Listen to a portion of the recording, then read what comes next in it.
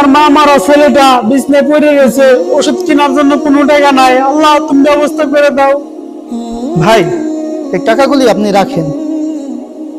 হুজুর আমি অপরিচিত মানুষ, আপনি আমার এতগুলি টাকা দিলেন। ভাই এই টাকাগুলি আমার চাইতে আপনার বেশি দরকার। আপনার ছেলের চিকিৎসা করেন, তারপরে যেদিন আপনার সামর্থ্য হয় সেদিন আমাকে দিয়ে দিবেন। হুজুর আসলে এই টাকাগুলো আমার অনেক দরকার, এই উপকারের কথা বলেন না হুজুর। আসি। হুজুর আসসালামু আলাইকুম। ওয়ালাইকুম আসসালাম। আরে ভাই আপনি, কি অবস্থা আপনার ভাই? আলহামদুলিল্লাহ ভাই, আমি খুব ভালো আছি। আমার ছেলে অসুস্থ, আর আমি বাজারে একটা দোকানও দিছি, তাই আপনার এই যে টাকাগুলো আমি দিতে আসছি, নেন। হুজুর সেদিন আমার অনেক উপকার করছেন, যদি আপনি এই উপকারটা না করতেন জানি না আল্লাহ আমার ছেলেটার কি করতো। আরে ভাই এইসব বলতে নাই, সবই তো আল্লাহ তাআলার হুকুমে হয়, আর আমি তো মাত্র ওসিলা।